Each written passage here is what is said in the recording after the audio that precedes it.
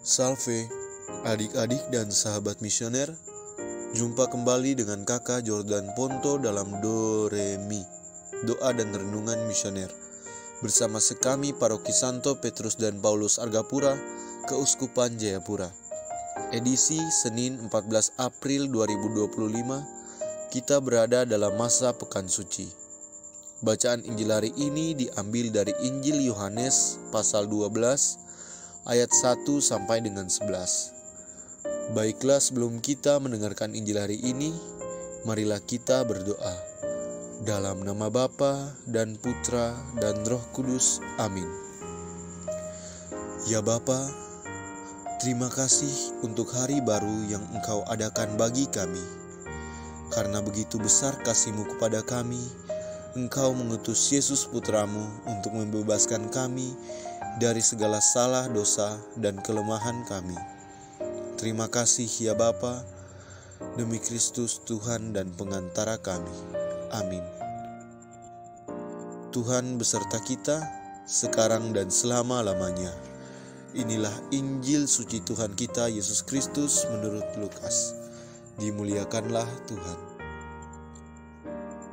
6 hari sebelum Paskah, Yesus datang ke Betania, tempat tinggal Lazarus yang dibangkitkan Yesus dari antara orang mati. Di situ diadakan perjamuan untuk dia. Marta melayani, dan salah seorang yang turut makan dengan Yesus adalah Lazarus. Maka Maria mengambil setengah kati minyak narwastu murni yang mahal harganya, lalu meminyaki kaki Yesus dan menyekanya dengan rambutnya. Dan bau minyak semerbak memenuhi seluruh rumah. Tetapi Yudas Iskariot, seorang dari murid-murid Yesus yang akan segera menyerahkan dia, berkata, "Mengapa minyak narwastu ini tidak dijual 300 dinar dan uangnya diberikan kepada orang-orang miskin?" Hal itu dikatakannya bukan karena ia memperhatikan nasib orang-orang miskin, melainkan karena ia adalah seorang pencuri. Ia sering mengambil uang yang disimpan dalam kas yang dipegangnya. Maka kata Yesus, "Biarkanlah dia melakukan hal ini mengingat hari penguburanku.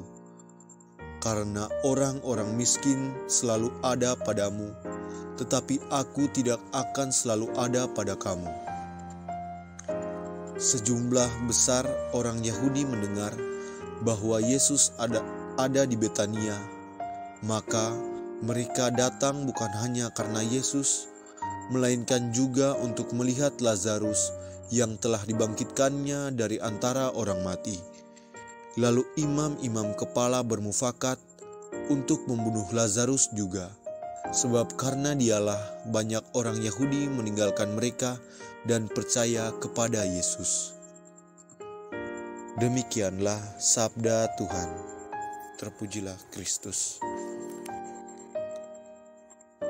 Adik-adik dan sahabat misioner yang dikasihi Tuhan, kedekatan suatu persahabatan membuat kita akan merasa nyaman jika berada di dekat sahabat kita.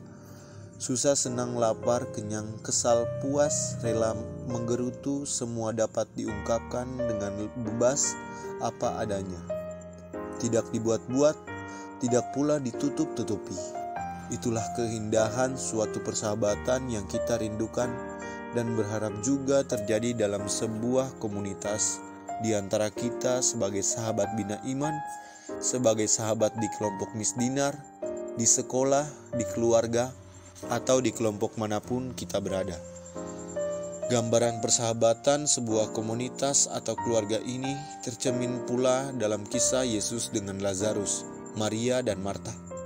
3 tokoh ini adalah teman yang dikasihi Yesus.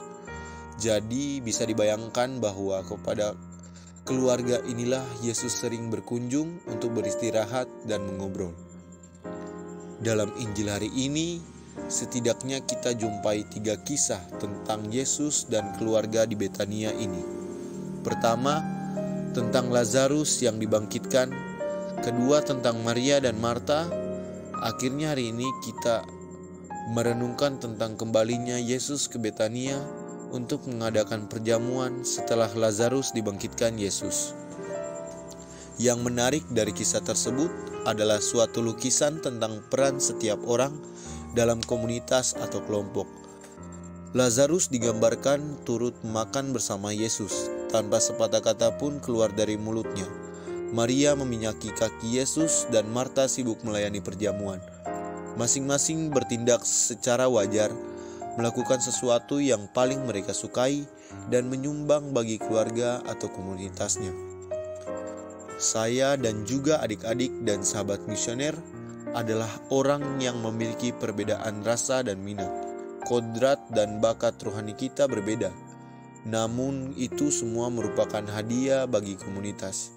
Yesus tidak mengharapkan Lazarus mengurapi Yesus, atau Marta menyediakan makan siang, atau Maria duduk manis di bawah kakinya dan bercakap-cakap dengan dia.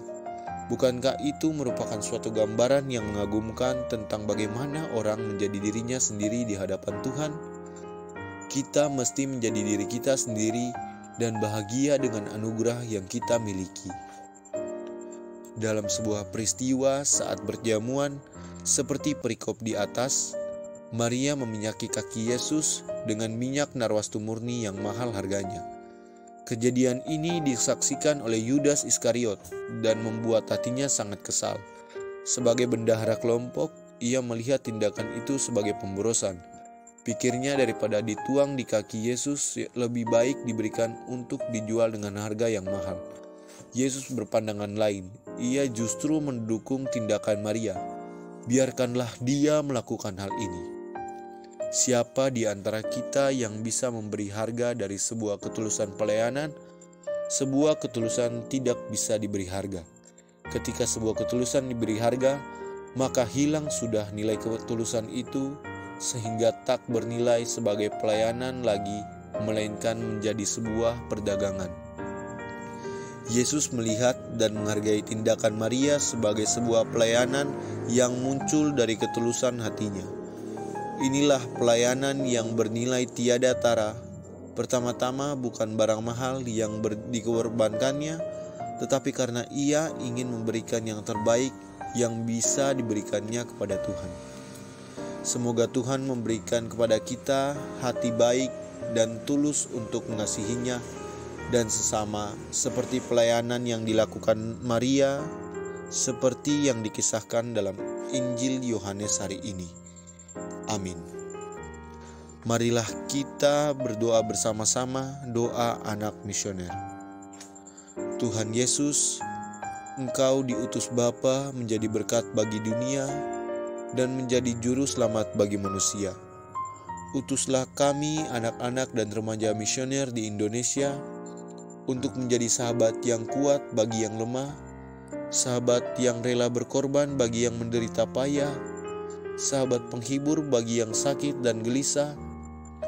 Tuhan Yesus, kami pun ingin menjadi utusan-utusan kecil-Mu, teman setia bagi yang tersingkir dan terlantarkan, teman bicara bagi yang kesepian dan terlupakan, sobat yang gembira bagi yang sedih dan susah, sobat penuh penghargaan bagi yang tak dicintai. Tuhan Yesus, utuslah kami ini dengan bantuan Roh Kudus-Mu, menjadi garam dan ragi yang baik, menjadi terang dan obor cemerlang, membawa kegembiraan dan pengharapan. Tuhan Yesus, kuduskanlah badanku dan kuduskanlah jiwaku. Kupersembahkan diriku padamu hari ini. Berkatilah semua anak dimanapun, berkatilah semua orang yang kami jumpai, siapapun mereka. Amin. Marilah kita satukan dengan doa yang diajarkan Tuhan kepada kita. Bapa kami yang ada di surga, dimuliakanlah nama-Mu, datanglah kerajaan-Mu, jadilah kehendak-Mu di atas bumi seperti di dalam surga. Berilah kami rezeki pada hari ini, dan ampunilah kesalahan kami, seperti kami pun mengampuni yang bersalah kepada kami. Dan janganlah masukkan kami ke dalam pencobaan, tetapi bebaskanlah kami dari yang jahat. Amin. Bunda Maria, bantulah kami dengan doa-Mu. Salam Maria, penuh rahmat Tuhan serta-Mu. Terpujilah Engkau di antara wanita, dan terpujilah buah tubuh-Mu Yesus. Santa Maria Bunda Allah, doakanlah kami yang berdosa ini, sekarang dan waktu kami mati. Amin. Kemuliaan kepada Bapa dan Putra dan Roh Kudus, seperti pada permulaan, sekarang, selalu, dan sepanjang segala abad. Amin. Marilah kita menerima berkat Tuhan. Semoga kita semua selalu dibimbing, dilindungi, dan diberkati oleh Allah yang Maha Kuasa, dalam nama Bapa dan Putra dan Roh Kudus. Amin. Sampai berjumpa di Doremi selanjutnya.